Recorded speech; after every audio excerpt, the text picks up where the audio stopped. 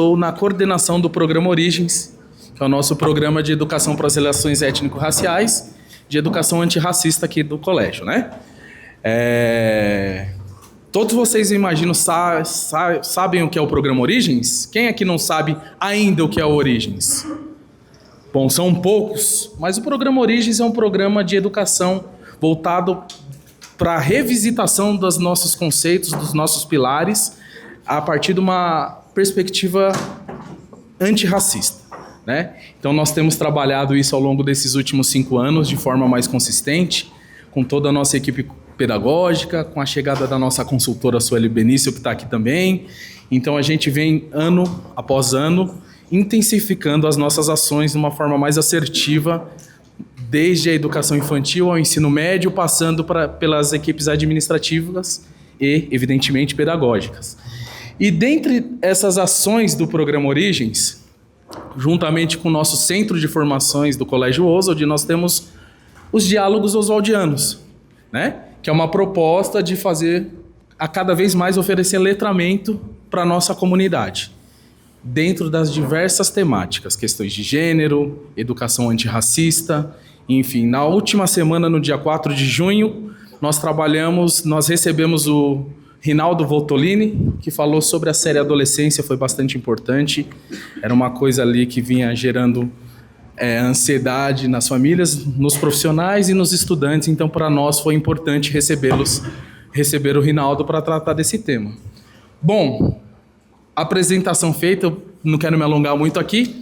Eu quero falar um pouco sobre os nossos convidados, que dispensam apresentações, mas por uma questão protocolar, eu vou fazer aqui a leitura. Kleber Geraldo Simões, mais conhecido como KLJ, tem 55 anos, é DJ e empresário, possui extensa trajetória na história do rap e da cultura hip-hop brasileira. Juntamente com Mano Brown, Ice Blue e Ed Rock, fundou Racionais MCs no final dos anos 80. Com o Rapper X, criou a gravadora que depois se tornou produtora de eventos e confecção, a 4P. Foi nessa gravadora também que lançou seu álbum solo, KLJ na Batida Volume 3, em 2002, que conta com a participação de vários artistas do hip hop. KLJ é sócio da gravadora Cosa Nostra, juntamente com Racionais MCs, e possui um selo individual, o Equilíbrio, que já lançou os álbuns dos grupos Sistema Negro, KGB e Relatos da Invasão. Ao lado dos Racionais, vem trilhando uma estrada de sucesso e reconhecimento a partir da sua arte, influenciando as gerações futuras de maneira ímpar, colocando-se como referência no país. E ao lado do KLJ temos William. William do Nascimento Simões, conhecido como Will, tem 37 anos, é DJ e produtor musical, filho do KLJ. Aos 18 anos, ganhou o prêmio TUS de melhor DJ de grupo com o Simples. Tem o Kamal, Rick, Stephanie e Diego Beatbox. Em paralelo, trabalhou com Marcelo D2 na tour internacional do álbum Meu Samba é Assim. Em seguida, atuou com Rael desde o primeiro álbum solo, MP3, até a tour do disco Ainda Bem Que Segui as Batidas do Meu Coração. Já trabalhou com Tig, Criolo, Ed Rock, Mano Brown, além de ter participado da tour de comemoração de 25 anos de Racionais. Produziu nomes como Coruja, Dexter, Djonga, Emicida, Kamal, Rincon Sapiência, Rael, entre outros. Bom, sem mais delongas, eu vou passar aqui o microfone para eles, que a gente tenha um ótimo encontro, uma bela conversa aqui.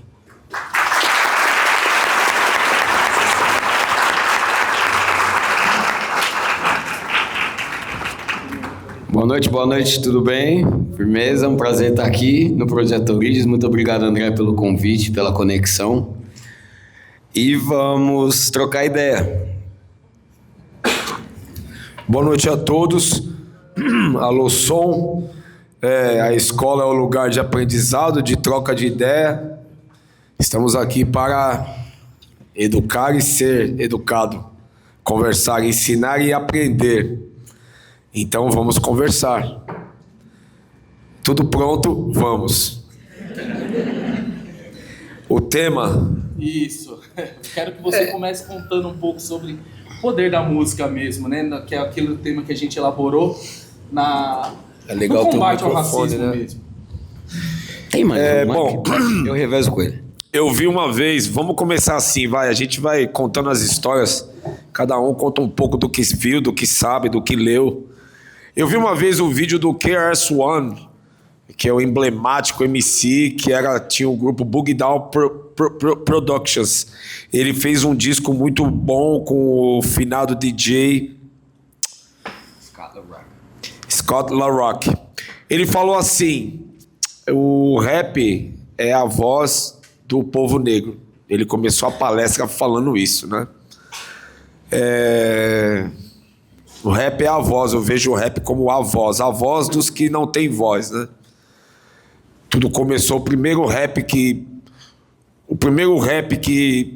tinha uma mensagem nas letras era a própria música.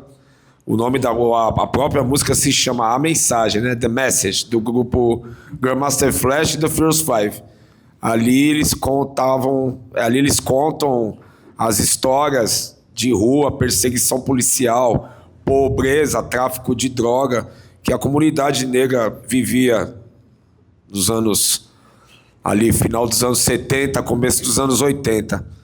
E a partir daí, essa música influenciou vários outros grupos que foram surgindo. E esse rap com essa mensagem foi pro mundo, né? Foi pro mundo inteiro. E o Racionais também não ia ficar fora disso, né? Racionais se inspirou nisso também. Depois do Grandmaster Flash vieram outros grupos, depois do Furious Five, né? Um desses grupos era o Public Enemy, Inimigo Público, e que o Racionais era fã. Racionais se inspirou. E a partir daí é história. O rap é a música, é a voz, né? Como eu falei, no meu olhar, a voz dos que não têm voz. É a música mais ouvida do mundo durante muitos anos, ainda eu acredito. A cultura hip hop da qual a música rap faz parte é a cultura mais influente de todos os tempos, a cultura mais influente no mundo inteiro, não é uma coisa regional, ela é mundial, né? Onde tem hip hop, tem informação, interesse em ler, tem música, tem arte, tem troca de ideia, tem liberdade de expressão, inclusive. Um outro rapper também que nós somos muito fãs, o Nas, tem uma fala do Nas que ele fala que o rap não é politicamente correto. Então o rap pode falar de qualquer assunto, de qualquer coisa. Eu penso que ele sendo bem escrito, um rap, uma letra bem escrita e bem cantada, ela pode falar de qualquer assunto. De política, de droga, de sexo, de diversão, de perseguição, de vício, de alegria, de amor, de tudo. O rap está vivo até hoje porque ele não é politicamente correto. Embora muita gente quer fazer o rap ser politicamente correto. Ele não é. E é por isso que ele está vivo. E por isso que ele se tornou um fenômeno mundial. Né? Tem rap que é ruim, tem rap que influencia as pessoas de uma maneira ruim e tem rap que influencia as pessoas de uma maneira boa. Mas o mundo é assim, tem que ter esse equilíbrio, né? Tem que ter esse equilíbrio. Agora, ele ficou muito mais conhecido e muito mais forte e robusto justamente por denunciar, por contar as histórias, por trazer autoestima, por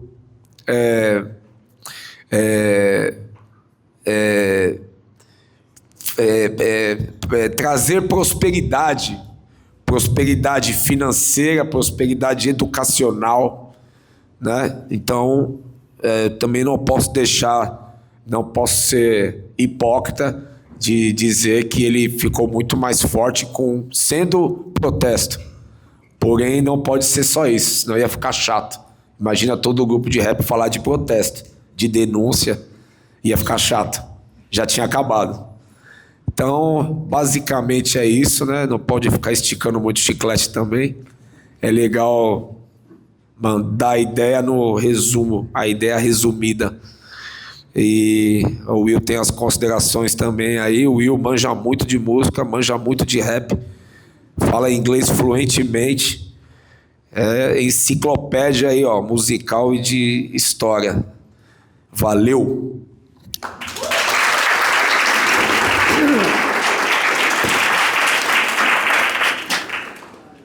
Eu penso que o hip hop no combate ao racismo foi o que levou o povo preto, os pretos entenderem tudo que eles poderiam se tornar. E na verdade é muito doido, porque antes do hip hop, se a gente for pesquisar, foram os negros que inventaram diversas coisas, que criaram diversas tecnologias e máquinas e tudo, e um monte de coisa que a gente pode imaginar. O telefone, o raio-x, a máquina de raio-x, o carro, tudo que envolve a tecnologia. Foi dominado primeiro pelos pretos, mas é uma coisa onde os brancos também tentaram esconder durante muitos anos e que agora não tem mais como. Mas o hip hop foi uma coisa que juntou toda essa força para fazer com que o povo preto criasse essa autoestima, né? Essa força, essa coisa de denunciar através da música, da arte, através do grafite, através da dança, através do DJ. Para você ir atrás dos seus sonhos, para você correr atrás daquilo que você almeja, daquilo que você quer ser, daquilo que você quer se transformar, do que você quer, da transformação que você quer ver na sua comunidade. E eu acredito que o hip hop realmente a força que ele tem é uma coisa de privilegiar até quem não vive ele, quem não vive dele, quem não faz parte dele ou quem não quer o hip hop na sua vida. Se você fazer um certo exercício de tirar o hip hop da sua vida, você já não vai usar certos tênis, você não vai, às vezes, se apegar a alguma coisa da moda mundial, você não vai gostar de certas partes da arte também, porque tudo que a gente vê na parede, a maioria das vezes é um grafite, é uma arte plástica, e tudo isso cresceu muito com a força do hip hop, com a criação do hip hop. Na minha opinião é isso. Se você tirar o hip hop da sua vida, fazer um exercício, você também já não gosta de um monte de coisa. Muita coisa das quais você gosta, você já não gosta, porque você está querendo tirar o hip hop da sua vida, do seu dia a dia, do seu cotidiano.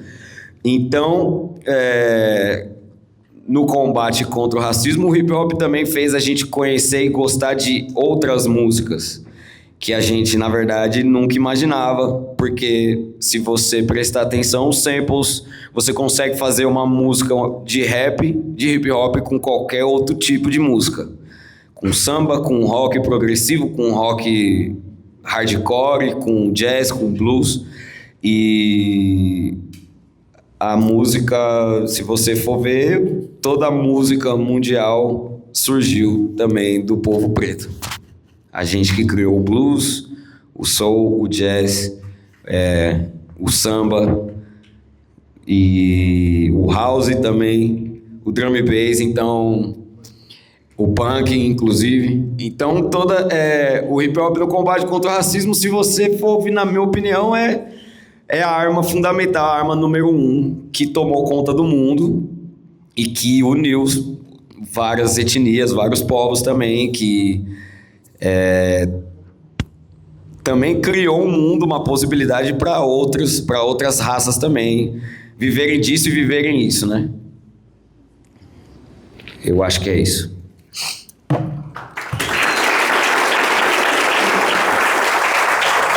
Daqui a pouco as palmas diminuem, é sempre assim, as palmas começam sempre forte, aí elas vão diminuindo. Faz parte. Bate palma só no final, aí legal, gostamos. Esse microfone aqui tem muito grave nele, podia tirar um pouco do grave dele. Não sei quem tá na mesa aí. Pensando nesse tema, né, que a gente propôs aqui para essa conversa, eu também quero que você dissesse um pouco para o seu tá ligado? Tá. Melhor? Melhorou? Perfeito. Pensando então nessa nossa proposta, dessa conversa de hoje, queria que vocês contassem, você, Kleber, depois também o Will, a sua trajetória mesmo lá atrás, né? Quando você veio fazendo esse caminho na formação do grupo, 4 homens negros ali, periféricos, e como que o racismo, de certa forma, dificultou as possibilidades de vocês, no começo, mais jovens, impetuosos, enfim, Quais foram as principais dificuldades que vocês encontraram para produzir uma música notadamente negra num país como o nosso? Produzir a música teve dificuldade, né? Teve. Porque há 35, 36 anos atrás, não eram todos os estúdios que queriam fazer. Pouquíssimos estúdios abriam as portas para a gente fazer esse tipo de música. O dinheiro era muito mais escasso do que hoje, né? Isso foi uma dificuldade. A gente não sabia fazer, tem que aprender e tal. Mas a dificuldade maior foi de ter autoestima suficiente para encarar, né? Acreditar no seu som e encarar o mundo com a música, com a proposta. Racismo não é doença. Racismo é uma estrutura de poder. É poder. Poder é uma estrutura que foi feita para controlar e oprimir um povo. No caso, nós. Então a gente já cresce com o racismo. Já cresce sendo oprimido. Às vezes dentro da sua própria casa. E isso afeta você em todas as áreas da sua vida. Inclusive a musical. Então, a dificuldade não foi nem tanto fazer a música. A dificuldade foi encarar, aceitar, acreditar. Porque no começo da nossa carreira, por exemplo, quando a gente fazia, sei lá, um show por mês, um show a cada 2 meses, que os shows eram com as equipes de baile, né? O pessoal fazia os bailes e com essa onda que com a onda do rap, as equipes começavam a chamar os grupos, os que se destacavam mais, faziam concurso concurso, né? De rap para ver quem é que ganhava. A gente subia no palco, as pessoas viravam de costa. Você subia no palco, a pessoa ficava de costa aqui, ó, na beirada do palco. Você subia no palco, você era vaiado. As pessoas jogavam garrafa em você, copo, chiclete, tá ligado? O DJ ia tocar, se ele errasse, ele era vaiado por 4, 3 mil pessoas. Então, encarar isso foi o mais difícil. Encarar pro mundo mesmo, pro mundo. Porque a gente é ensinado a ser inferior, né? Tipo, para eu, por exemplo, virar a chave e ter autoestima, gostar de mim mesmo, demorou anos. Para você desconstruir, é como se você morasse numa casa caindo aos pedaços. É você derrubar a casa e construir outra. Então, para desconstruir isso, foi difícil. O próprio Racionais mesmo, a gente foi desconstruindo através do tempo, dos anos. Foi lendo livros, vendo filme, fazendo show, né? Ouvindo entrevistas, lendo. Isso que foi, a dificuldade é essa. Ela ficou, a autoestima baixa, né? Ela ficou presente por muito tempo. E foi através do rap que a gente foi desconstruindo isso. Porque o rap abriu portas, várias portas, que vão além da própria música. O rap é um portal, assim. O rap levou a gente a conhecer Malcolm X, Marcus Garvey, Martin Luther King, Steve Biko, Thomas Sankara, Amilcar Cabral, entendeu? Então você começa a entender os caras, começa a ler e fala, nossa, olha o que os caras estão falando, entendeu? Você começa a entrar em outros ambientes, conversar com outras pessoas, ver pontos de vista diferentes. Você começa a voltar lá para a Etiópia, para a África, e você vai aprendendo a história. Aí você fala, não, a gente não era escravo não, cara, não era escravo. Pô, ensinaram tudo errado pra gente.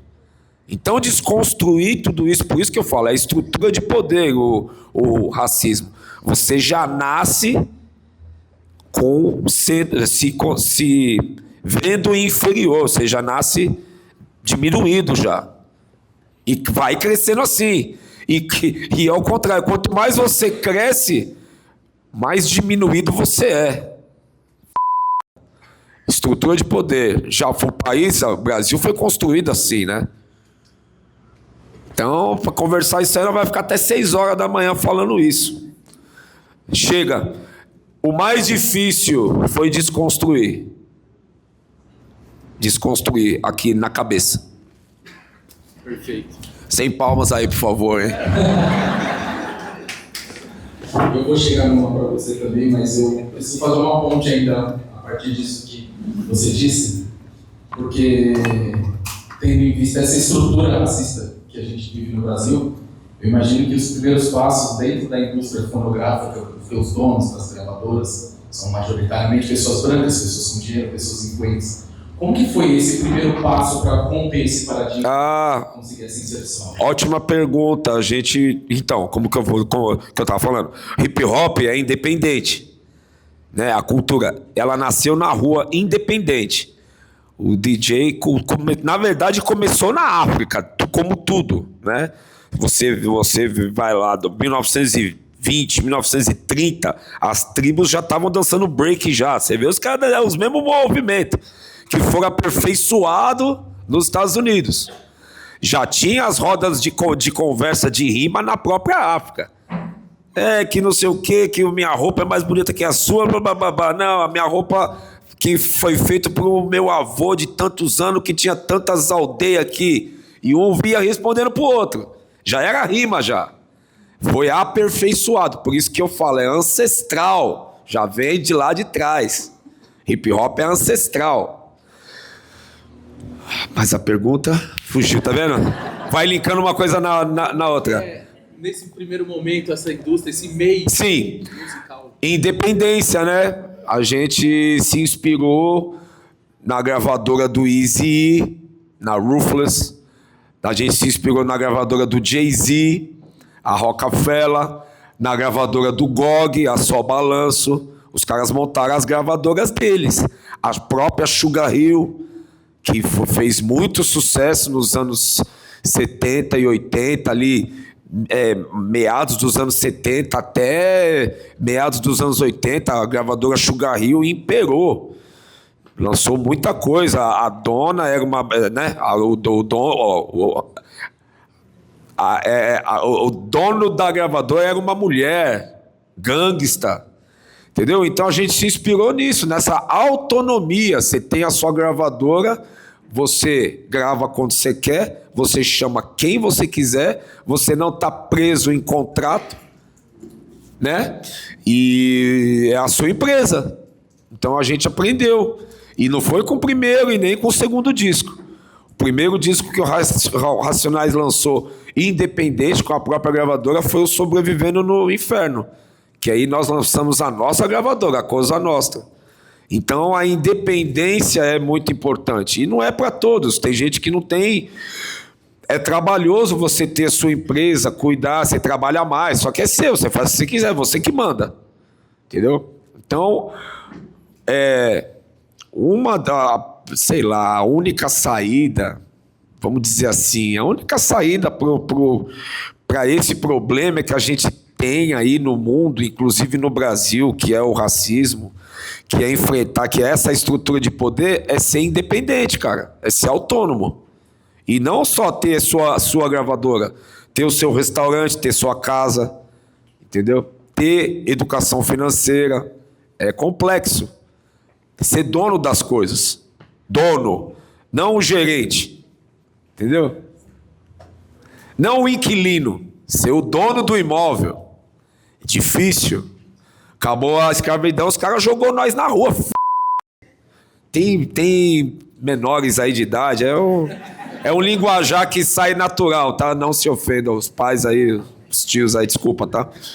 Sai naturalmente.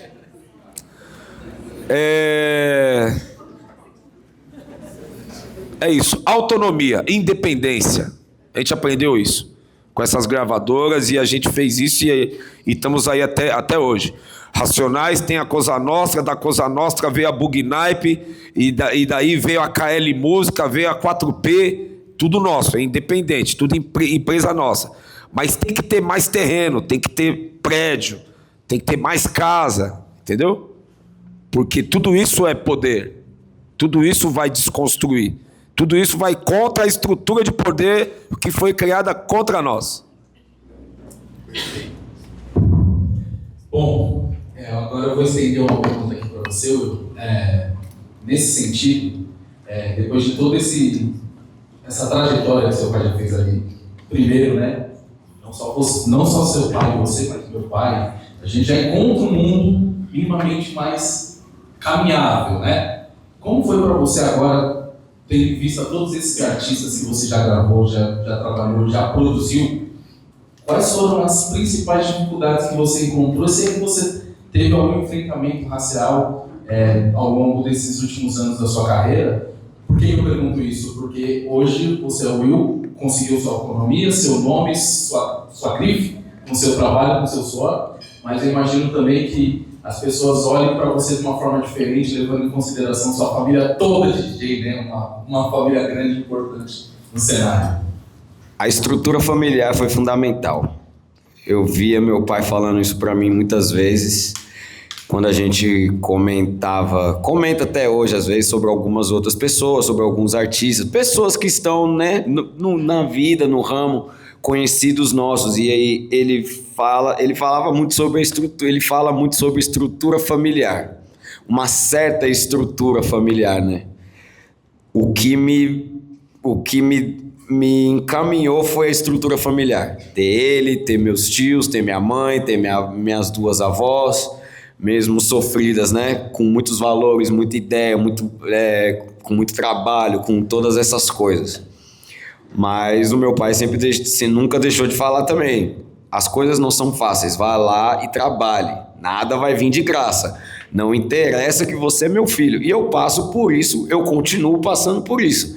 Eu enfrento racismo em vários setores, porque existe uma coisa, ainda bem que você fez essa pergunta também, porque existe uma outra estrutura familiar dos brancos, onde os herdeiros continuam dominando as empresas de publicidade, de marketing, as marcas, os brancos fazem os grandes festivais, os grandes eventos, as casas de hip hop, os eventos de hip hop, né, de rap, de música preta. Existem brancos que são empresários de artistas pretos. Os artistas pretos muitas vezes não conseguem, às vezes, se enxergarem sem eles. E isso muitas vezes prejudica a relação dos dois, do povo preto, do artista preto no meio disso tudo. E isso se solidificou cada vez mais depois que eu assisti o filme Pecadores. Quem assistiu sabe do que eu estou falando. E eu continuo enfrentando, porque existe uma coisa, pelo fato do poder, que muitas vezes o meu nome, ele não entra, ele não significa tanta coisa na mesa. Meu pai também passa por isso muitas vezes, mas é uma outra história, são outras histórias, são carreiras diferentes, mesmo que a gente seja pai e filho. Meu irmão também passa por isso, a minha irmã também passa por isso, e grandes amigos passam por isso. E cabe a escolha de cada um e de você também saber falar não, saber negociar, porque a indústria é essa. Existe, eu acredito que o grande poder do racismo é isso, é fazer com que o preto aceite a migalha pelo trabalho dele, e aonde ele vira escravo do seu próprio talento. Entende? É uma coisa que às vezes a gente está equilibrando vários pratos para não perder o trabalho, mas também para não receber pouco. Na maior parte do tempo. Entre nós, a maior parte na maioria das situações, a gente quer se ajudar, se colaborar. Porque eu não vou cobrar muitas vezes do empreendedor preto que tem um bar, que tem uma casa. Eu não vou cobrar o mesmo valor que eu cobro de um branco que eu sei que tem dinheiro e que ele pode me pagar, mas ele não quer me pagar. Porque ele, no fundo eles fazem isso. Tipo assim, ó, é o que tem.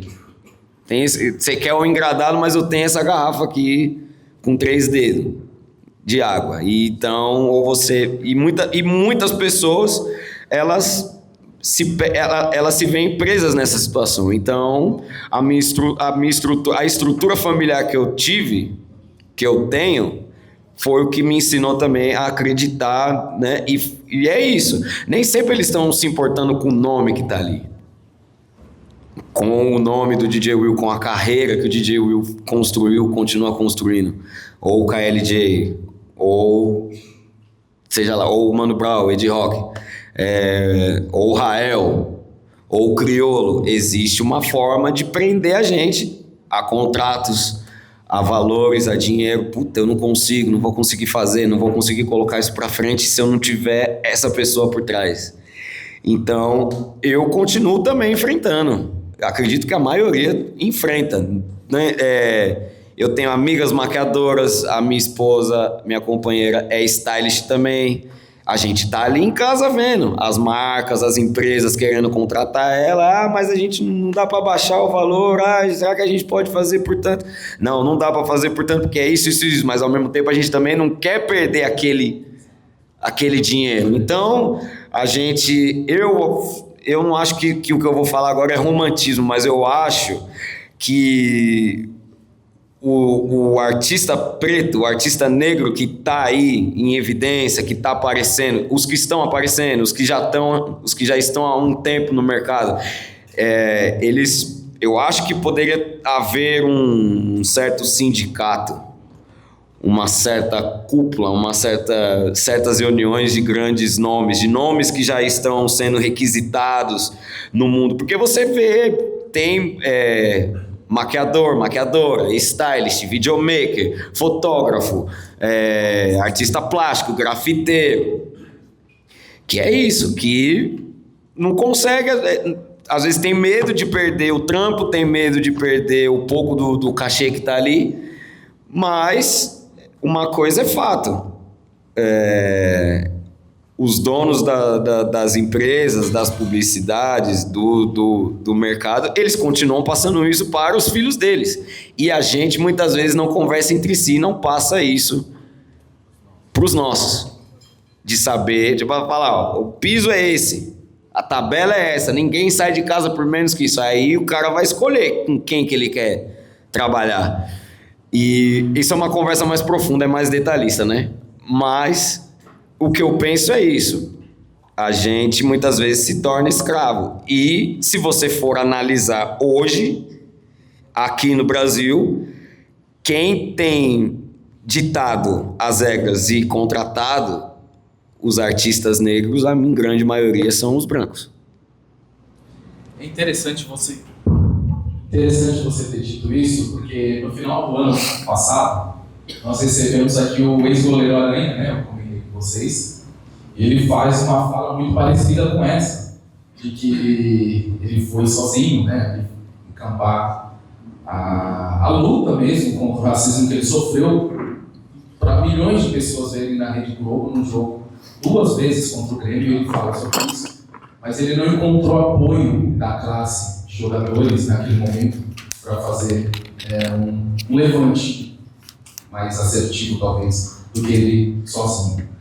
Vocês acham que isso também atinge estamos falando mais do rap, do hip hop, mais da música negra, que isso vai ser lá pro pagode, pro samba, pro rap? O que vocês acham? Eu perdi amizades, não vou negar. Falei, é sério que você vai deixar isso acontecer? Bom, então, sinto muito. Estou indo nessa. Mas só porque eu ia te chamar pra fazer tal coisa. Agora que eu tô indo embora. O MV Bill fala isso, a gente é dono, a gente faz a música, faz a arte, mas a gente não cuida do que é nosso. E as pessoas vêm e pegam.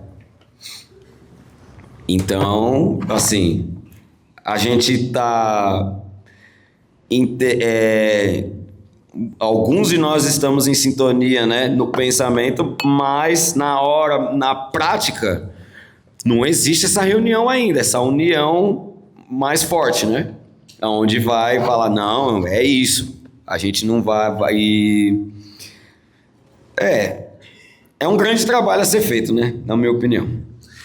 Lutar é trabalhoso, dá trabalho, você se expõe, você corre risco, você fica avisado, você vira alvo, né? mas jogadores de futebol, DJs, MCs, são pessoas que têm destaque. Elas têm o grande poder de influência, de influenciar os outros a lutarem também. Então, se ninguém levanta essa bandeira, os outros não vão também, porque não é todo mundo que tem coragem, entendeu? De falar a verdade, de acusar o que está errado. Eu penso que também ninguém é obrigado. Só que no caso do racismo, é um lance extremo. É extremo. É como se fosse um dever lutar, entendeu? É um dever.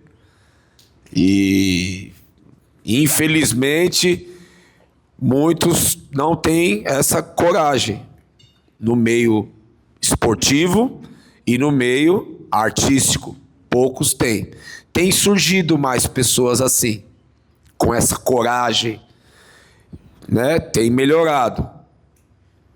Mas é luta, cara, não pode ter medo, entendeu? É tipo guerra. Enfrentar o racismo é guerra, mano. Entendeu? Então, é guerra. Pra mim é guerra. Não é luta, é guerra e já era. Não tem muita conversa, entende? Não tem conversa. Agora, tem aquele racismo sutil, né? Sutil ali que a pessoa fala com você de um jeito, brinca com você, você nem percebe às vezes. Se você não estiver muito ligado, você nem percebe que a pessoa sutilmente tá te oprimindo. Então, são muitas camadas, é complexo. É o que eu sugiro, é lutar. Lutar, se informar, estudar, saber das histórias. A história é contínua, a gente aprende toda hora. Sempre tem uma coisa que você não sabia. O Instagram tá aí, ó. Tá cheio de historiador picareta e cheio de historiador real também, verdadeiro, que quer informar as pessoas. Cada dia você aprende uma coisa. É isso aí, é luta, cara. Luta constante, diária. Eu costumo falar também, a gente tá em território inimigo. Território inimigo. Daí eu e ele vindo pra cá, não foi? A gente tava com o carro ali, e olha que meu carro é ano 2000, hein? Não é carro zero, não. Carro zero é muito caro. A gente tá no carro, o tiozinho do outro lado no trânsito olhando, tipo assim, como esses caras estão dentro desse carro, tá ligado? Tipo, ele não falou nada. Ele só olhou, aquele olhar, como assim? Entendeu? Isso é racismo. Estrutural ali, ó, no olhar só, ninguém falou nada. Ninguém xingou ninguém, só o olhar. Como assim? Tipo, tá ligado? Então, várias nuances. E com isso, uma coisa que eu esqueci de falar, com isso, essa coisa de apropriação de cultura, existe o dinheiro, o financeiro, que quem tem, os brancos já começam com ele na frente. Então eles têm dinheiro para comprar o melhor equipamento, tem dinheiro para montar o melhor estúdio, tem dinheiro para fazer o vinil, tem dinheiro para abrir uma loja e vender um monte de Air Jordan, de Nike, de Adidas, de Vans, e viaja bem, vai para Jamaica, vai para Los Angeles, né? Todas essas coisas envolvem. E aí a informação chega sempre primeiro para eles, né? Então, isso faz com que a gente continue atrasado, porque além da gente não ter o dinheiro, a gente tem que lutar para tentar colocar o nosso trabalho e ser remunerado por ele, né? E é isso, a visibilidade, a exposição. Eu acho que quem tem a plataforma tem que falar, tem que... Mas cada um com a sua escolha também. Tá, obrigado. Quero aproveitar aqui também. A gente tem vivido no Brasil, acho que no mundo, no Brasil muito forte, uma onda crescente do conservadorismo, né? E esse conservadorismo tem atingido representantes das músicas que sempre, desses músicos que sempre estiveram ao lado das minorias, e esses jogadores também, né? Sempre fazendo esse paralelo, assim, que é esse lugar das pessoas, do ídolo que cativa mesmo o cidadão comum, Como que vocês entendem isso até dentro da música, essa onda conservadora que vem crescendo ultimamente, assim, no rap, nas músicas como um todo, né? Nos gêneros musicais como um todo? Se é que vocês têm essa impressão que eu tenho também. O Brasil sempre foi conservador. O Brasil é católico, mano. Sempre foi conservador. É que agora se tornou mais forte através das redes sociais. Certo? E as coisas são meio cíclicas também. Esse lance da extrema-direita sempre teve aqui no Brasil. Ela está mais forte agora. Tomou força. Tem gente que apoia. Tem gente que é perseguido pela extrema-direita e apoia os caras. Não sei se você viu a foto do moleque lá de Cuba, que ele fez um rap apoiando... Ele fez um rap apoiando o Donald Trump e tem a foto dele ele tá com uma jaqueta com o Donald Trump atrás e os policiais levando ele para ele ser deportado para Cuba. O oprimido que apoiou o opressor, entendeu? Tem muitos desses que pensam assim. O que eu vou fazer? Não dá para defender.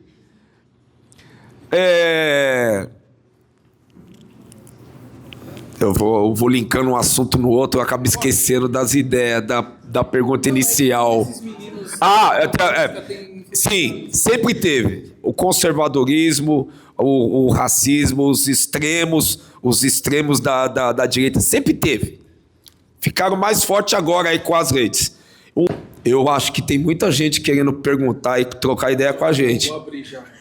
Tô vendo professores aí, gente intelectual, pessoal da arte, tem gente que quer fazer pergunta. Vamos trocar ideia, meu. Vamos abrir. A gente fez essa introdução aqui, a gente tem bastante tempo, porque tem um número significativo de pessoas. Por uma questão de ordem aqui, a gente vai começar, a gente tem combinado de começar pela área aqui de música do colégio. Então eu vou abrir aqui para o Paulo, para o João, eles vão fazer cada um uma pergunta. Paulo, você começa, depois, por favor, João.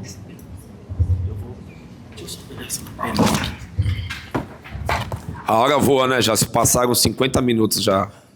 Fogo. Boa noite a todos. Tá grave, né? Pode tirar um pouco aqui também. É isso mesmo. Aí, ó, sonoplasta. Pode diminuir o grave também. Kylie J, Will, é uma grande honra ter vocês aqui. Eu sou professor de música dessa escola. Antes de fazer minha pergunta, eu queria falar uma curiosidade aqui. Em 93, eu morava debaixo de uma igreja Assembleia de Deus, no Parque Santo Antônio.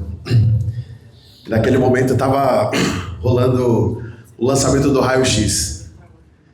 E eu, meus irmãos e meus filhos, a gente escutava O Homem na Estrada e Fim de Semana no Parque, outras músicas, escondido, porque era pecado. Enfim, vocês sabem, né? Mas tem uma coisa interessante na periferia. Eu nasci no Parque Santo Antônio. E para você ser músico na periferia, ou você frequenta a igreja, porque é o lugar que vai investir em instrumentos, que vai ter uma abertura. O resto é biqueira ou bar. Hoje a gente tem, sei lá, né, Casa dos Meninos, Casa de Cultura em Boimirim, Associação Comunitária Monte Azul, Sérgio Vaz, entre outros. Mas, basicamente, era essa a minha formação e de outros, né? Então foi uma ruptura encontrar com Racionais através da rádio, né? Escutar uma música cinematográfica. Nem sabia que era uma base do Tim Maia, né? Depois, legalmente, fui saber, era criança na época.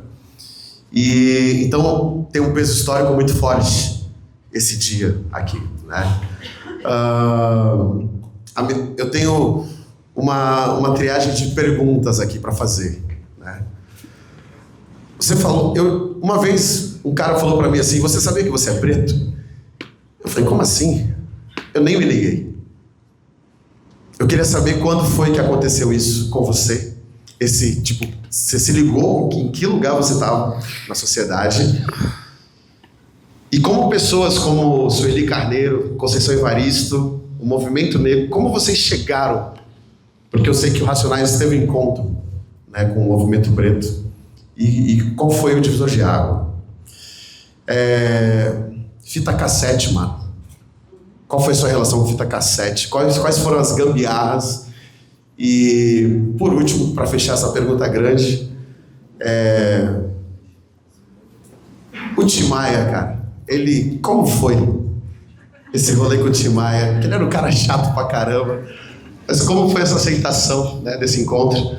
E é isso, e fora isso, muito obrigado, admiração total. Alô, produção, preciso de um papel e uma caneta. Foram 5 perguntas e uma só. Tá vendo muita conferência. Vamos lá, vou tentar ser objetivo, porque, né, a hora voa, as pessoas querem falar. Vamos lá. Uma coisa que me chamou a atenção, eu estava em Formiga, Minas Gerais, eu tinha 6, 7 anos, e um moleque branco, mineiro, fez uma piada racista com outro cara escuro, e eu fiquei olhando para ele assim, achei estranho, falei, estranho. Na escola, me chamavam de Fuscão Preto. Podem rir, é engraçado mesmo. Me chamavam de Fuscão Preto, eu comecei a falar, mas por quê, né? Você começa, por quê, né? Uma vez minha mãe mandou eu ir comprar feijão no mercado, arroz, bolacha, sei lá o que era, eu tinha também 9. E o segurança chegou pra mim e falou, o que você tá fazendo aqui? Eu falei, minha mãe mandou eu vir comprar feijão. Você achou?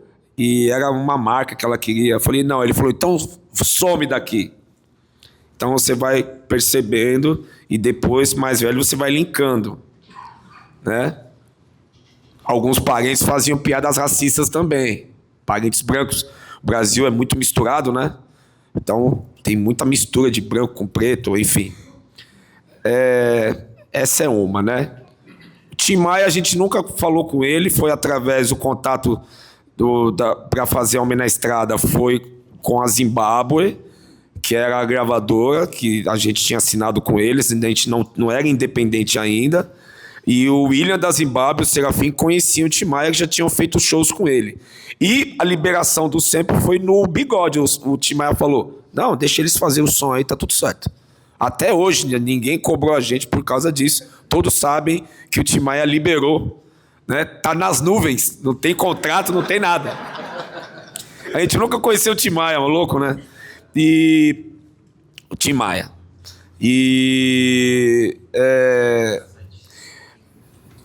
Você falou da igreja, dos instrumentos, né? Que foi ali que você conheceu o Racionais. Eu fui tocar em Goiânia sexta agora passada, e depois que eu toquei, uma menina branca chegou em mim e falou assim, deixa eu te falar uma coisa. A minha mãe é adventista. O meu pai é católico. O meu namorado é ateu. Eu sou macumbeira. E o meu irmão é evangélico.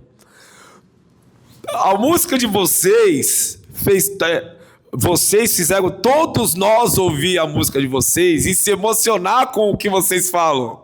Eu falei, é o poder da música, meu bem. A música está acima do bem e do mal. Tem coisas, né, aqui na Terra que estão acima do bem e do mal, estão acima do certo e errado. A música é uma delas.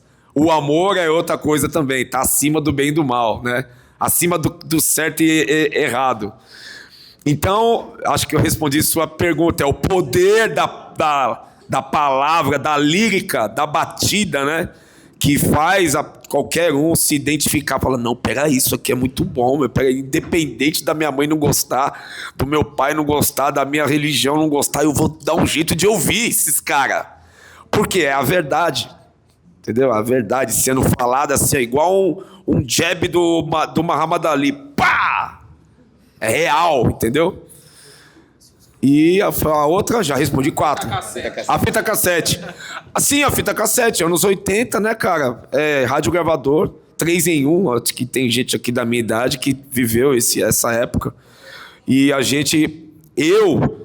quando eu comecei assim, no lance amador de DJ, que eu comecei a conhecer o hip hop na essência, ver os discos do LL Cool J, do Run DMC, do Houdini, e eu não tinha condições de comprar os discos, eram caros, as lojas que tinham na galeria, as poucas lojas que vendiam esses discos, eles vendiam para as equipes de baile. Eles tinham o recurso para comprar. E eu não tinha. Eu chegava na loja e ficava olhando os discos assim. E aí um cara, o Djalma, ele sempre me tratou muito bem, eu não era nada. Encontrei ele esses dias, ele virou camelô lá na Teodoro Sampaio. Ele falou para mim, olha, eu gravo fita cassete.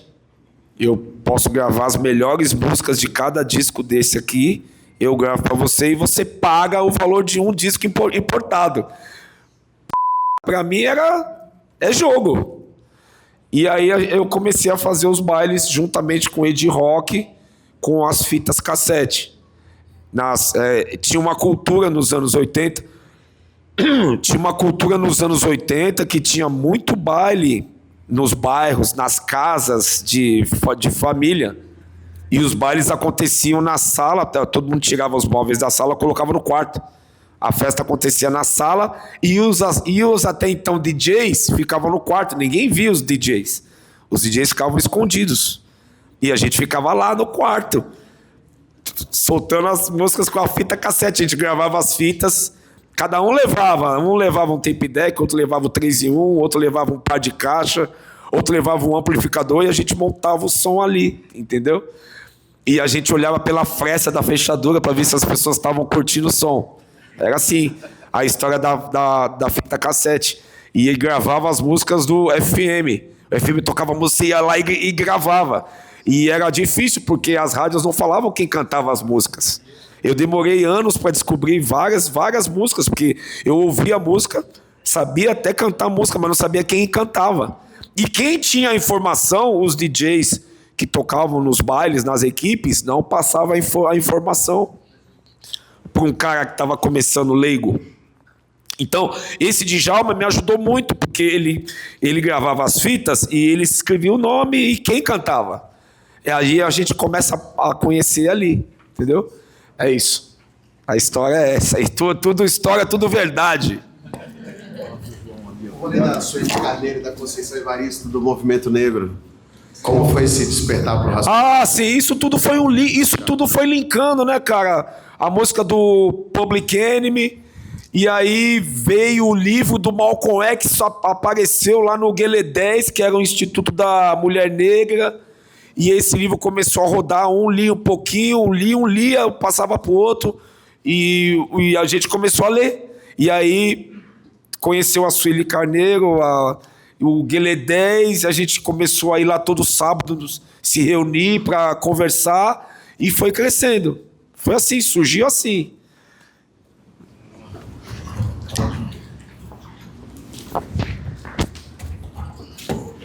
Bom, a gente já conversou um pouquinho, eu sou João Paulo, sou professor de música também aqui do colégio.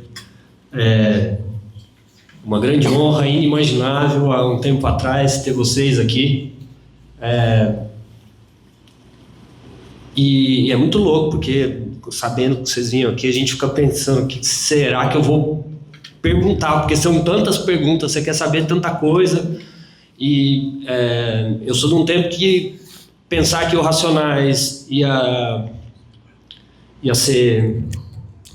ter um reconhecimento de honoris causa, de doutorado, e pensar que o Racionais ia ser lido na escola como literatura obrigatória para o vestibular, isso daí pra gente era inimaginável, né? A gente brigava para falar que aquilo lá era música naquele tempo, assim, anos 90, que foi quando apareceu para minha turma o som, e era muito contraditório, porque ao mesmo tempo que eu estudava no conservatório de música mesmo, vivia também essa coisa da cultura de rua, e eles não se conversavam. A educação musical não conversava com a rua, né? E eu tô falando isso porque eu fui vivendo vários momentos, assim, até situações do Racionais, tipo lançamento, gravação do DVD, show que a gente ia, um show obrigatório, e aí também aquele show da Batalha da Praça da Sé,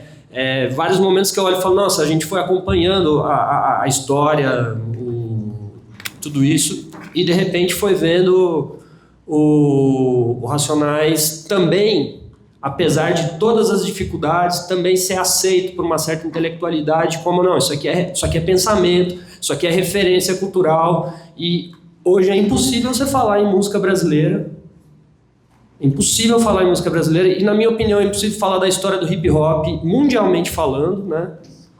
Sem fazer a passagem pelo Racionais. Ou seja, a gente vai estudar o Racionais como a gente estudou Jorge Ben, como a gente estudou Tom Jobim, como a gente estudou Pixinguinha, e isso já é indiscutível, pelo menos para quem tem um pingo de juízo, né? Dito isso, esse preâmbulo todo, dá vontade de puxar a sardinha pro meu lado e perguntar: se o KLJ tivesse que coordenar um programa de educação musical, vale pro Will também, um programa de educação musical, e tivesse que falar assim, ó, o que é obrigatório estudar como música na escola? Porque essa é uma questão para nós, né? Já que em muito tempo a gente estudou uma educação musical que não era a educação musical que dizia respeito a nós também, como... E eu não falo só da periferia do Brasil, não. Eu falo até da cultura popular brasileira que foi para a elite também, que não estava representada pela educação musical. Mas dá vontade de perguntar, se você tivesse que escolher, como seria a educação musical, tendo em vista, inclusive, a educação musical que combatesse o racismo também, mas também aquele legado que você acha que, ó, como ser humano, todo mundo deveria passar por essa música, por essa forma de fazer música na escola. O que você diria? Ouvir a música dos anos 70 e dos anos 80. Ali é a base. A fonte de qualquer ritmo. Rock, soul, funk, até o jazz que era feito, né? O jazz ali, o blues dos 50, 60, mas 70 e 80. Ali é a base, mano, a fonte. Até hoje. Sabe? Minnie Riperton, One Way, James Brown, Curtis Mayfield, Fleetwood Mac, Sly Family Stone, tudo isso. Tim Maia, Jorge Ben, Bebeto, Gilberto Gil, isso aí. A fonte é lá, 70 e 80. É o que o Racionais ouve quando vai viajar, é o que o Racionais ouve quando tá no carro, é o que eu ouço quando eu tô em casa, é o que eu faço quando eu tô tocando como DJ. Então, a fonte é obrigatório, anos 70 e 80. Próxima pergunta, ele respondeu. Não tem jeito. Se você perguntar pro DJ Mark, pro DJ 1, pro Patife, pros grandes DJs, aí eles vão falar a mesma coisa. Eu acrescentaria nos dias de hoje Tupac, Kendrick Lamar, Nas, Lauryn Hill, Bob Marley e assim vai.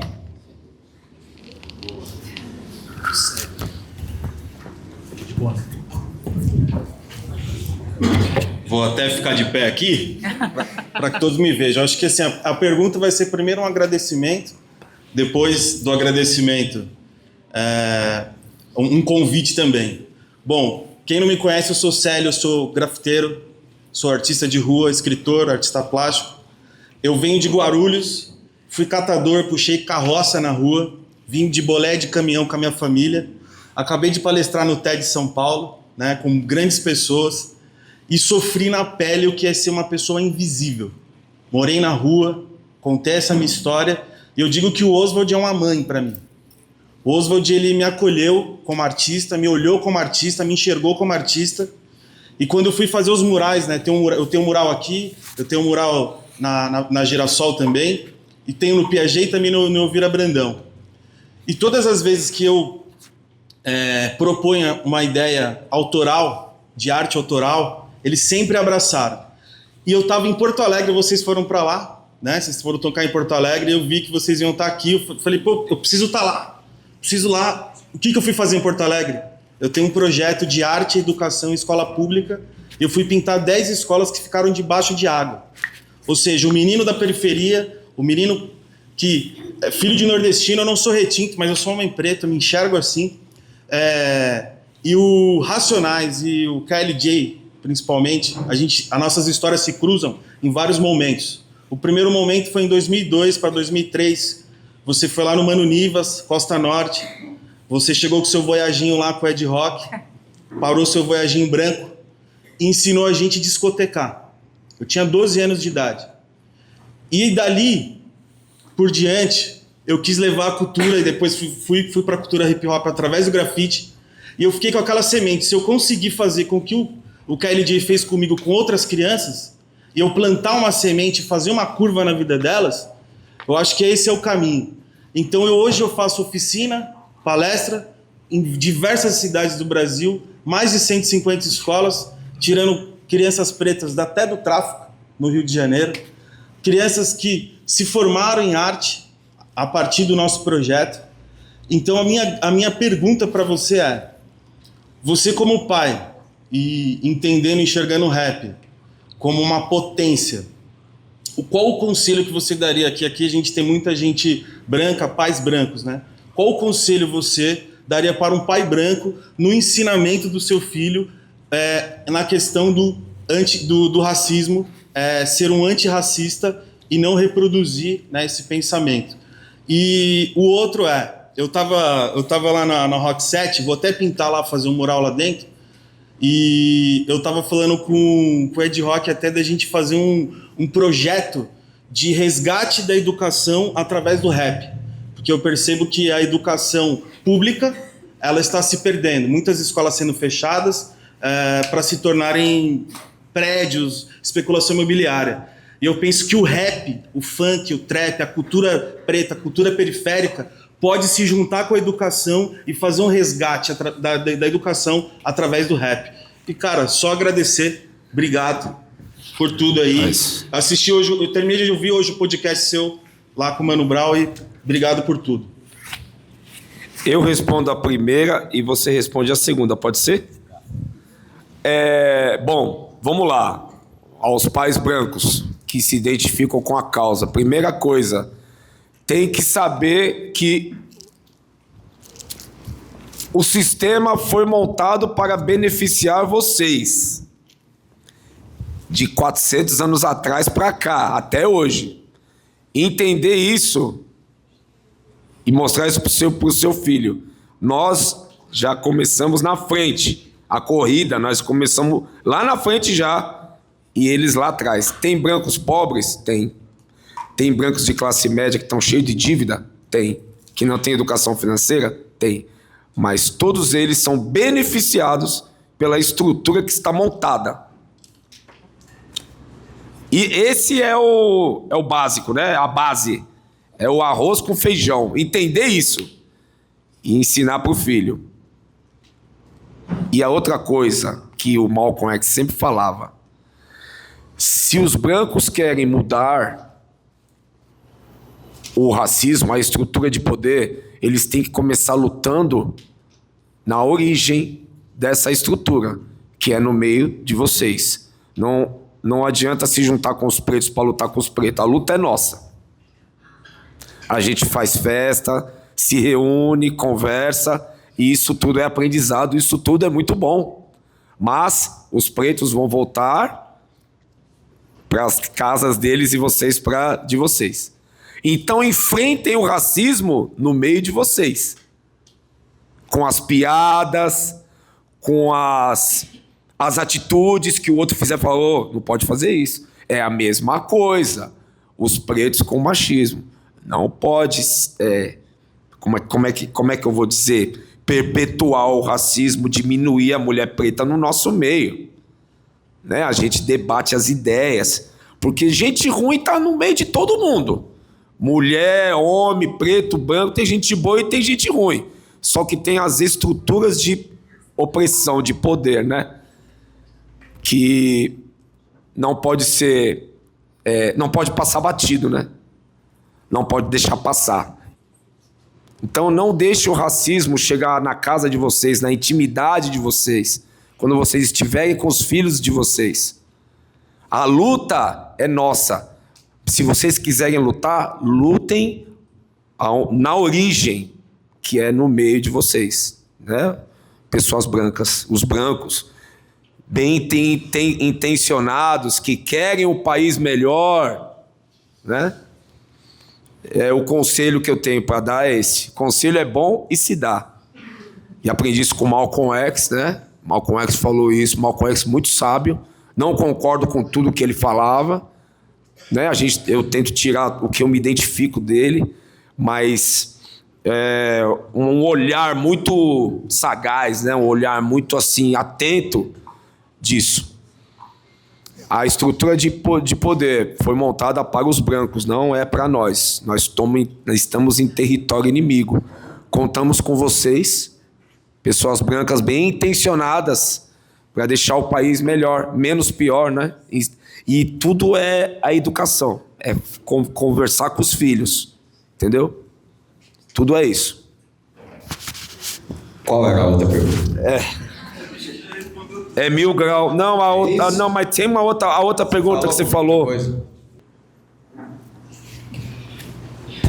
Opa, tá me ouvindo? Eu tenho algumas perguntas. Tipo. Produção, caneta e papel. Sobre. Vocês dois são produtores. E eu queria saber, tipo, principalmente você, KLG, que, tipo, como é que eram os equipamentos na época, a MPC, essas coisas assim, que eu gosto muito de produzir, mexo já no FL e eu queria viver disso, eu queria saber disso. Sim, quando eu comecei, eu não gosto de falar na minha época, né? Minha época é agora, é o 2025. Todo mundo usa esse termo, né? Na minha época, mas qual época? Podia falar assim, na minha época que eu era jovem, né? Quando eu comecei, a gente não tinha acesso a isso. Não tinha acesso a toca-disco, não tinha acesso a sample, não tinha acesso a nada. Brasil, tudo muito mais difícil, a gente está atrasado, né? O país não investe em tecnologia, em estudo, nada. Então, para a gente foi muito difícil, nós éramos diretores musicais, a gente chegava no estúdio com a ideia, a gente quer fazer isso aqui com essa música, quer colocar essa batida, e o opero técnico fazia isso. Então, depois que a gente começou a fazer mais shows, lançar mais discos, depois que nós fomos para os Estados Unidos, para Nova York, que aí a gente entendeu mais, a gente compramos as nossas MPCs, aprendemos a fazer música individualmente, aí a gente já não dirigia, nós mesmos fazíamos, né? Usava a nossa criatividade, porque quando você está com a máquina, você pensa muito mais, vem muito mais ideias do que quando você só dirige. Entendeu? Então, teve essa dificuldade sim. A gente foi produzir o disco que a gente produziu mesmo em casa, no laboratório, foi o Nada Como Um Dia, porque todos já tinham as suas MPCs. Mas até então, Sobrevivendo no Inferno, Raio X, a gente só foi diretor. A gente tem ideia de fazer isso aqui, a gente quer samplear esse som. E aí, quem está operando a máquina sempre vai impor também o ritmo, o jeito de produzir, qual timbre usar, entendeu? Então, basicamente foi isso. Aí o William é muito bom nisso também, é legal ele falar. Hoje está tudo muito mais fácil. É legal você pesquisar. Existem vários programas que você pode produzir pelo computador. Tem o Fruity Loops, tem o Logic Pro, tem o GarageBand, tem o Live Ableton, tem o Reason também, que é ótimo. São todos grandes programas. Eu acho legal você procurar no YouTube e assistir alguns tutoriais para você entender mais ou menos como funciona, porque todos eles praticamente têm o mesmo caminho, só que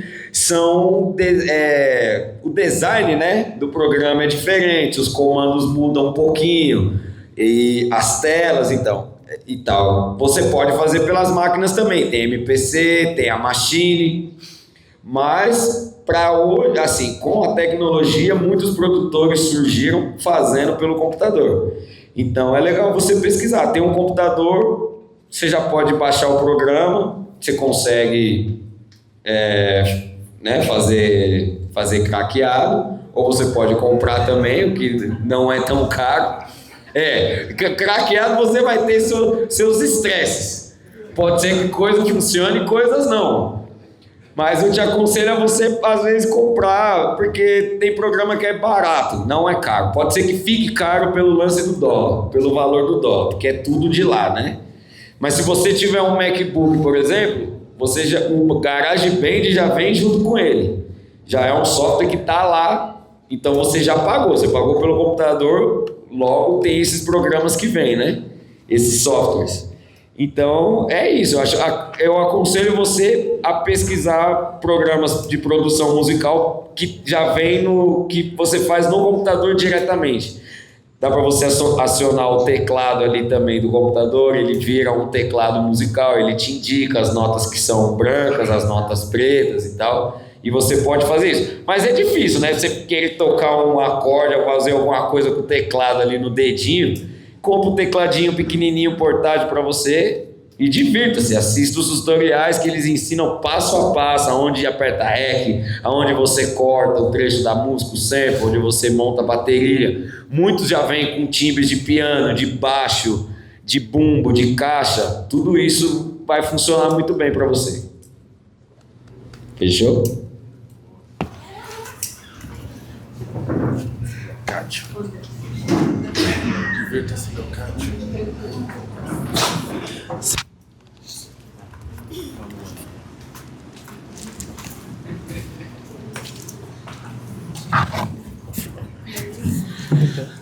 Boa noite, acho que eu vou ficar em pé, senão não dá pra me ver.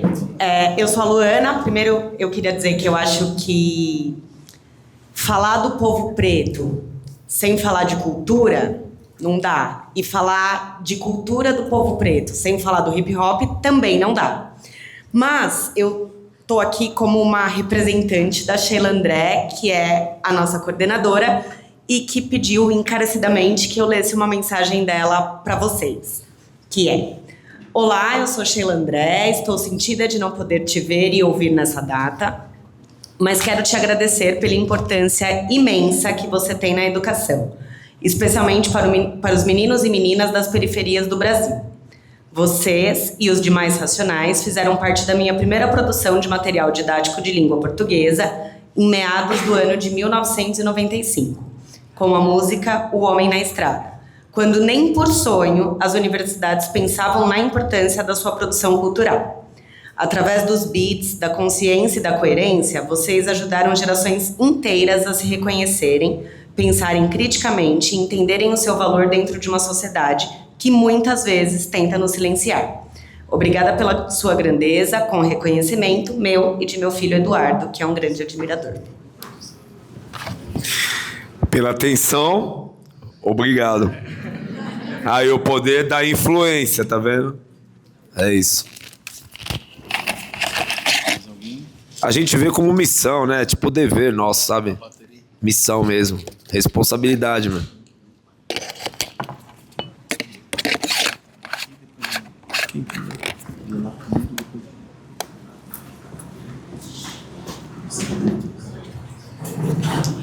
Oi, meu nome é Leandro.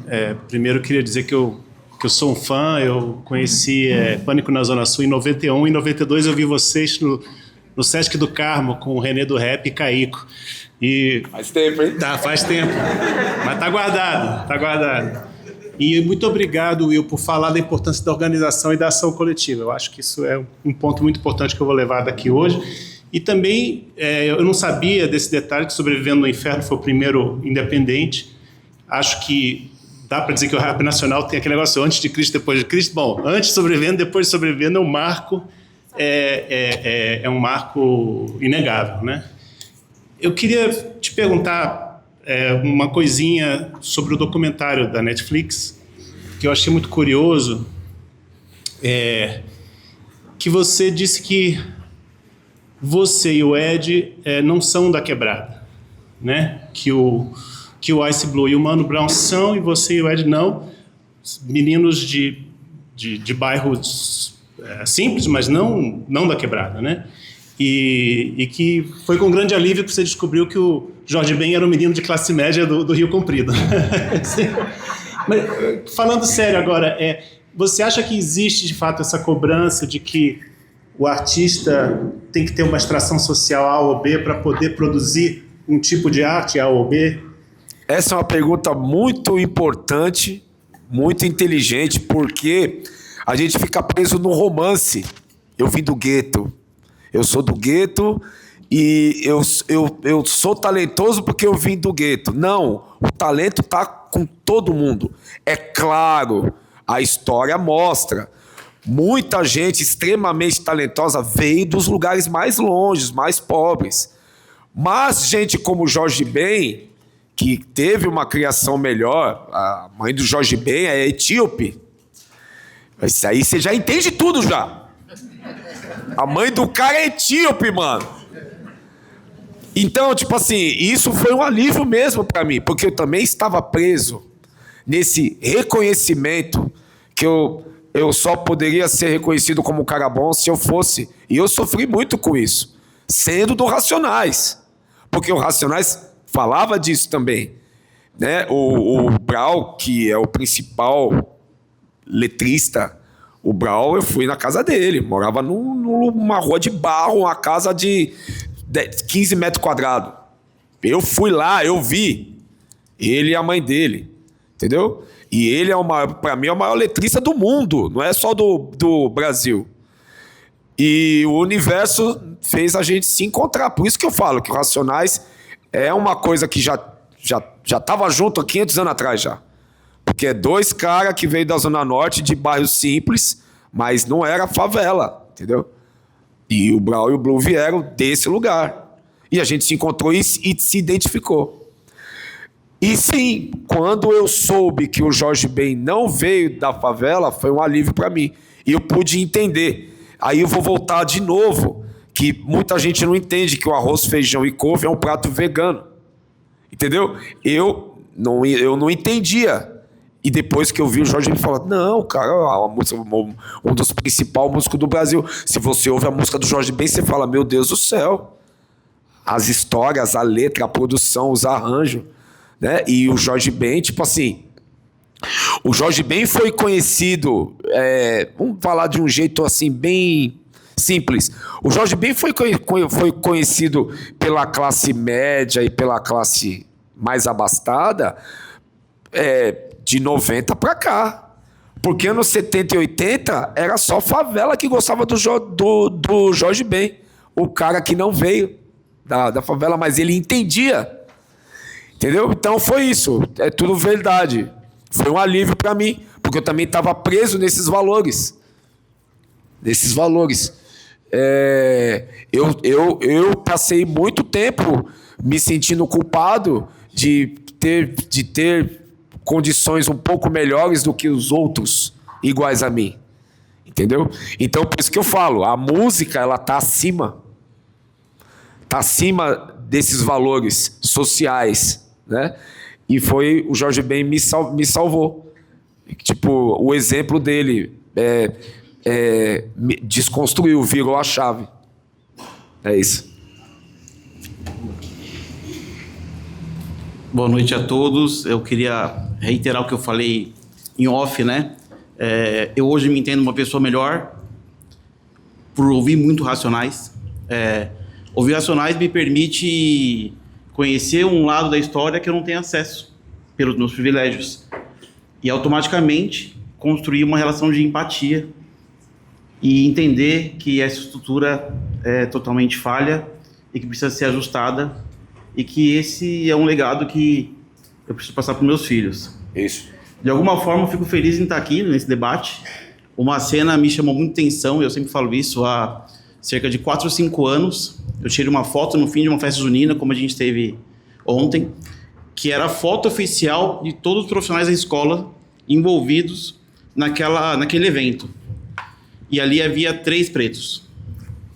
E os 3 pretos, em, 50 pessoas, eram 3 pessoas de uniforme da limpeza, terceirizados. A escola começou um movimento importante e hoje a gente enxerga profissionais em todos os escalões da escola, mostrando que os pretos podem estar em qualquer lugar, né? E quem sabe amanhã ou depois a gente não tem um diretor preto da escola. Espero que isso chegue esse momento. Então, primeiro aqui agradecer você, porque eu me sinto uma pessoa melhor, porque Racionais me abre esse horizonte, me conta uma história que eu não teria acesso. 2 coisas que eu queria colocar, uma delas é como vocês veem, por exemplo, as grandes marcas chegando a aos MCs e a vocês também, e patrocinando, né? Para quem veio lá de trás, como você disse, da guerra, da periferia dos anos 90, da violência, de repente tem uma Louis Vuitton patrocinando, uma Lacoste desenhando uma coleção em parceria com o MC Rael, entre outras.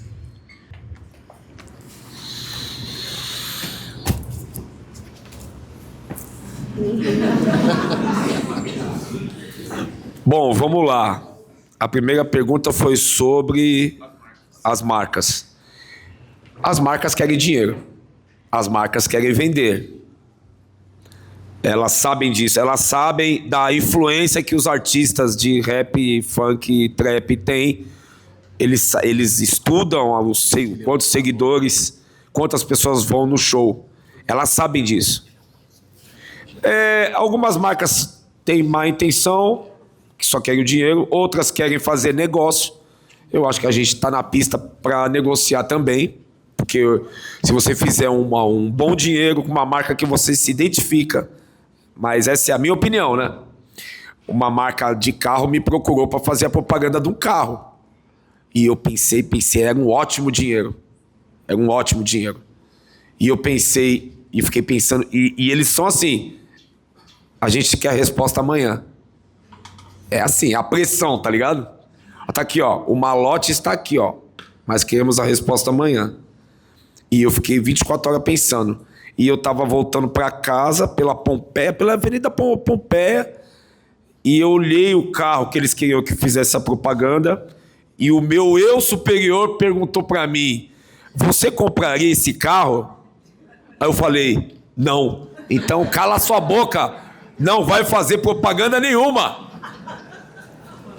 E aí você consegue se olhar no espelho todo dia de manhã, quando você acorda.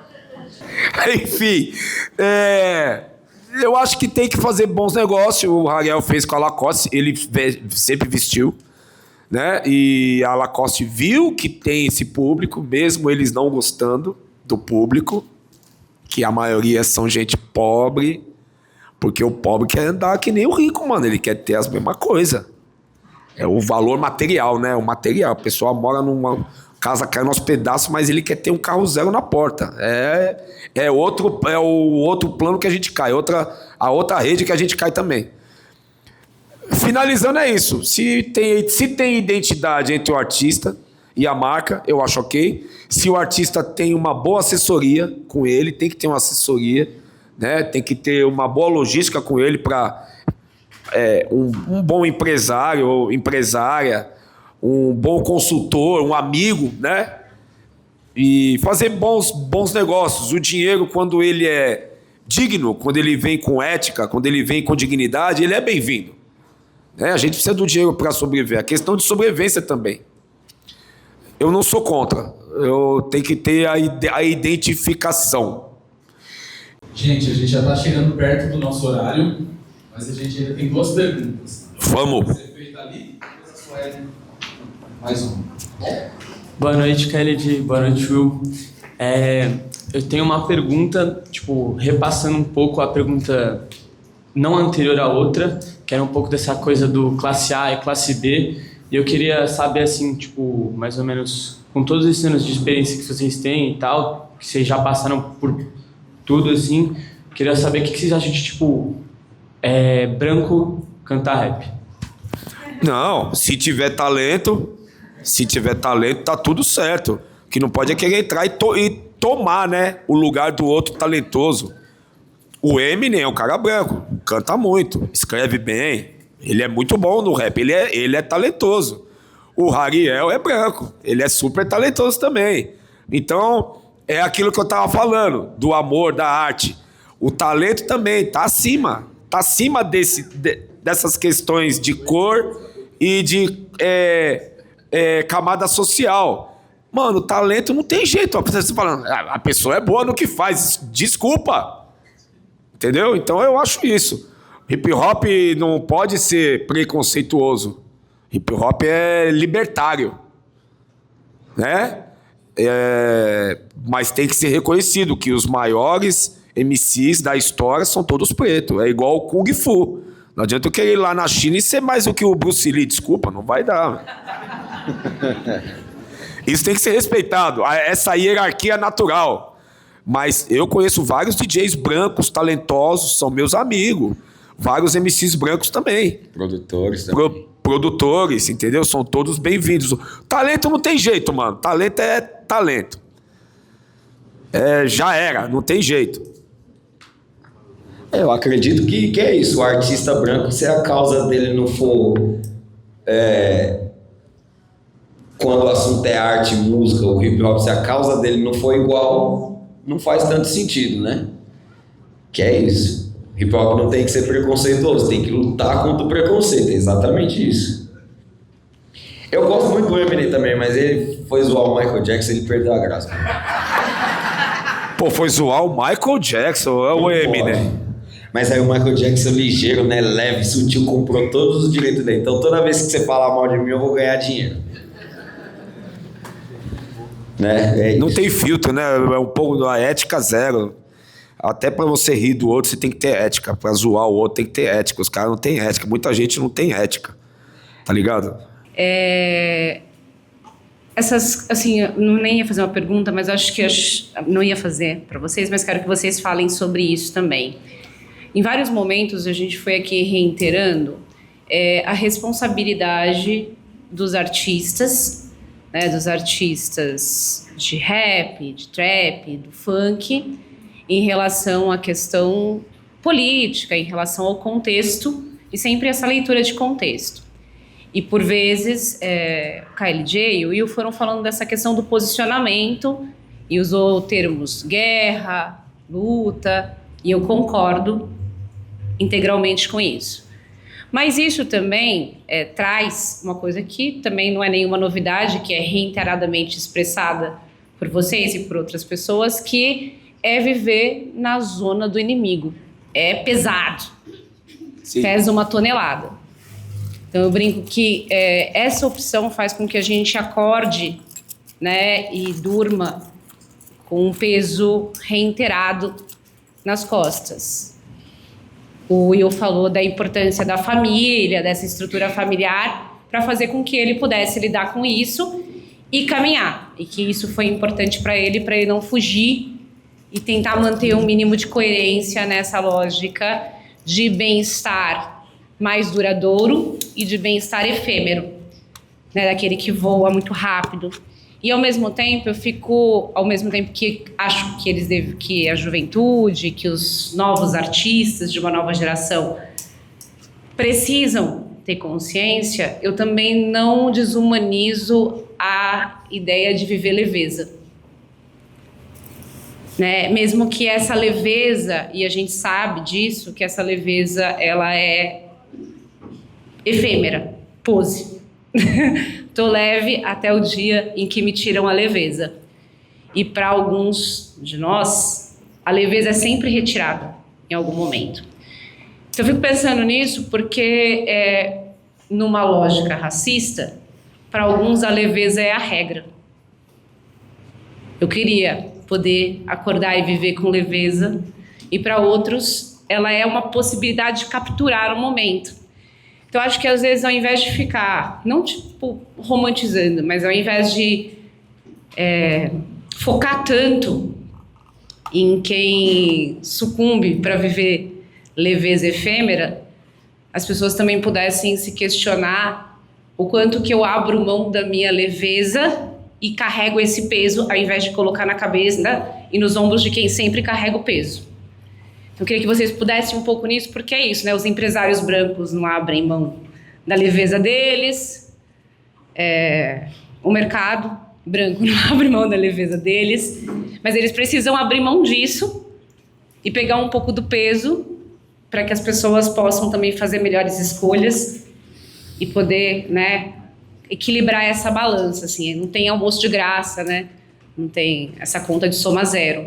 Então eu queria um pouco que vocês falassem sobre isso, porque ficou uma coisa reiterada, né, de como esses garotos, que teoricamente podem até, em alguns poucos casos, ter vindo de contextos privilegiados, mas na maioria das vezes não veio, né? E querem viver essa leveza que é vendida e que é gostosa também, né? A gente não pode É legal ter dinheiro para comprar as coisas, poder viajar, poder dar festa, poder pensar que o mundo acaba em festa, embora a gente saiba que não é. Gosto muito. Não é, porque senão a gente também criminaliza essa ideia da diversão e que muitas vezes você sabe que não tá. E o próprio Will falou desse medo que a gente tem muitas vezes de dizer não e de perder aquilo que a gente não tinha antes. Né? É meio sedutor, assim, é uma coisa meio... É uma ótima observação, é um ótimo questionamento. Eu vou tentar resumir com uma frase do Beastie Boys, que o Public Enemy usou de uma outra maneira. Lutar pelo direito de se divertir e se divertir pelo direito de lutar, né? Não é só lutar e não é só diversão. No nosso caso, nós estamos em território inimigo, mas não é só a luta. A gente quer dançar, a gente quer transar, a gente quer beber, a gente quer dar risada. Então a gente tem que encontrar um equilíbrio. Todos nós temos que fazer isso. No nosso caso, é mais pesado, porque existe tudo o que a gente falou aqui, a opressão, a perseguição, a estrutura de poder. Mas sim, não perder a leveza. É isso. Ser leve e estar preparado para a guerra ao mesmo tempo.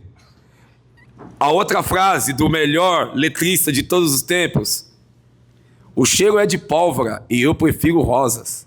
Tá ligado? Ele prefere as rosas, mas o cheiro é de pólvora. Ele sabe que a qualquer momento pode acontecer algo ruim, mas ele prefere ser pacífico. É isso. É o resumo. Tem também aquela clássica do Ernesto Che Guevara: há que endurecer-se pelo que sem perder na termina. Exato. Não pode perder nunca a leveza, a alegria, a educação. Não pode ser rancoroso, bruto, né? Porque tem muita gente que quer compartilhar a leveza com a gente, o amor, né? Então a gente tem que ter isso, não pode perder. É o equilíbrio, né? Equilibrar as duas coisas. Mas é isso, não pode perder, não pode perder. Muito importante isso que você observou. E não é só luta, não é só luta. Né? É diversão, alegria, amor também. Senão a gente não vive, não fica louco. É verdade. Eu acredito que todos os grandes artistas nunca estão sempre de cara feia, nem sempre estão dando risada. E é muito louco, né? A gente gosta de todos esses caras e eu acho que é você pôr magia em tudo que você fala. Não dá pra ser uma coisa sem graça, medíocre, sabe? Tanto com o assunto com a roupa, o assunto do lazer, o assunto do produto. O protesto, se você não pôr magia, não tem. Se você não colocar cor nas coisas. O Brau falou isso numa entrevista. Eu falei da tristeza, da miséria, mas eu botei cor nas coisas. Se você não pôr cor, não tem graça. O Tupac fez música, o Tupac fez as músicas, falou de um monte de coisa da vida dele e da vida dos pretos, mas ele colocou cor, ele não ficou só com tristeza. E o cara convence você no que ele tá falando. Ele te convence, se ele tá falando: eu sou um garanhão, tô no giro aí, gata. Vem você também. Mas tinha cor.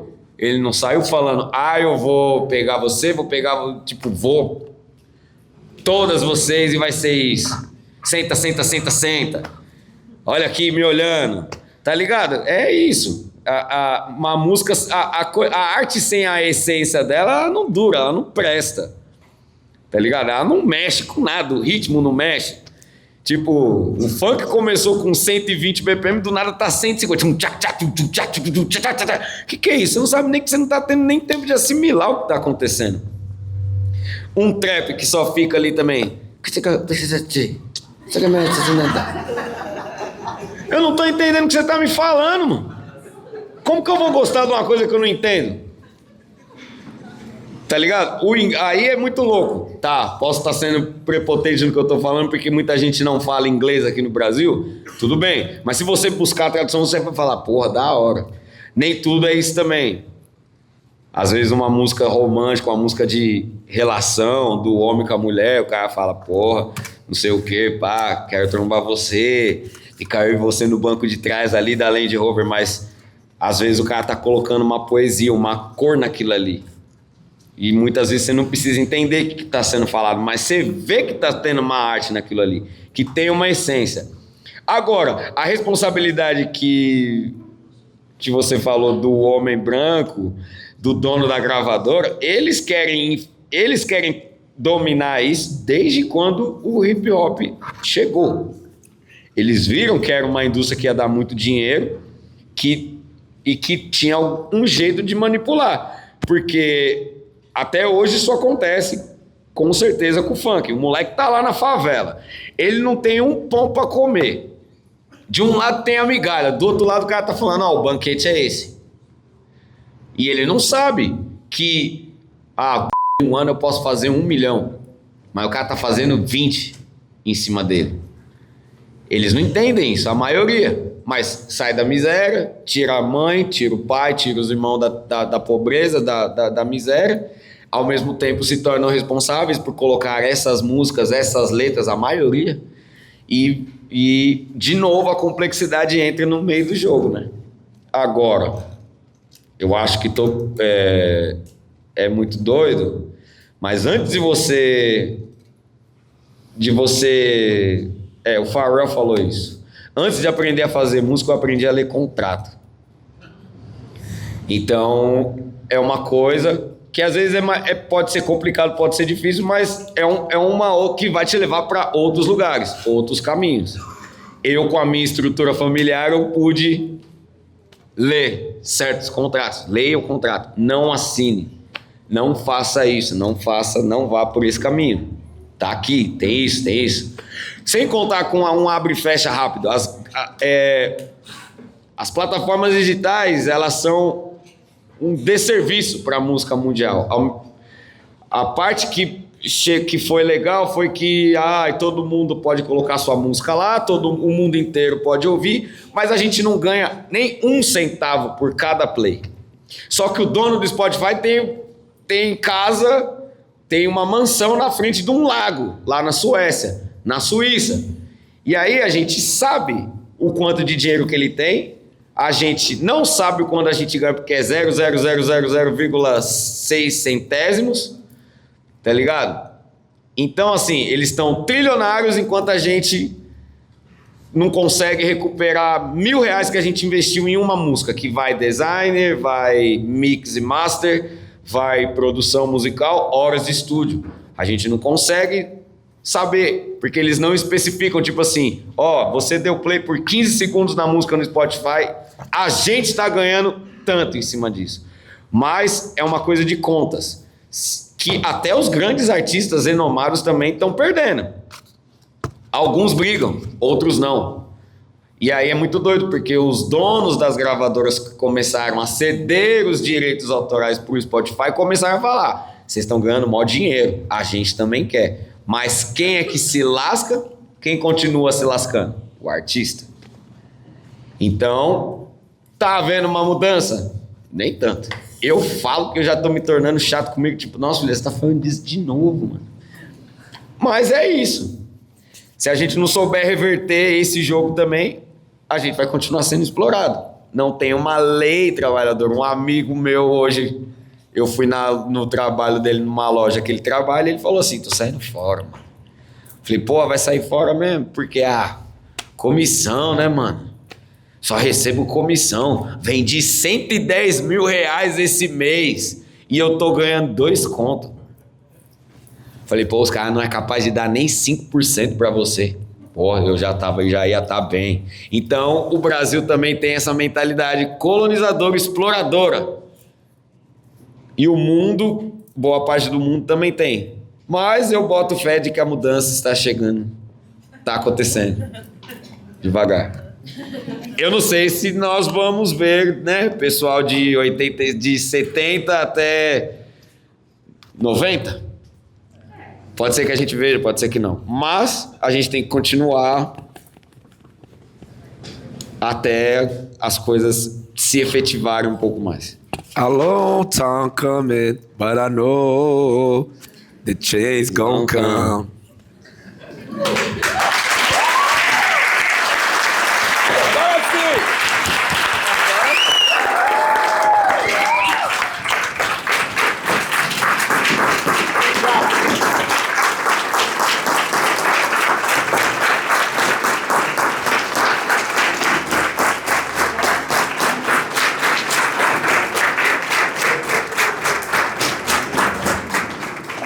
Muito bom estar aqui, muito bom conversar. A gente ensina e aprende, o que eu falei desde o começo.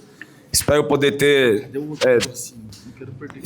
espero que a gente tenha dado alguma direção para vocês, esclarecido algumas questões. Muito bom vocês estarem aqui para ouvir a gente. Muito obrigado. Vamos lutar por um mundo melhor, um mundo menos pior, né? Um país mais leve. Né? Um país mais leve, com menos perseguição, menos opressão, menos maldade. Cabe a nós fazer a nossa parte, cada um fazer a sua, ok? Valeu, obrigado, hein? Sem palavras.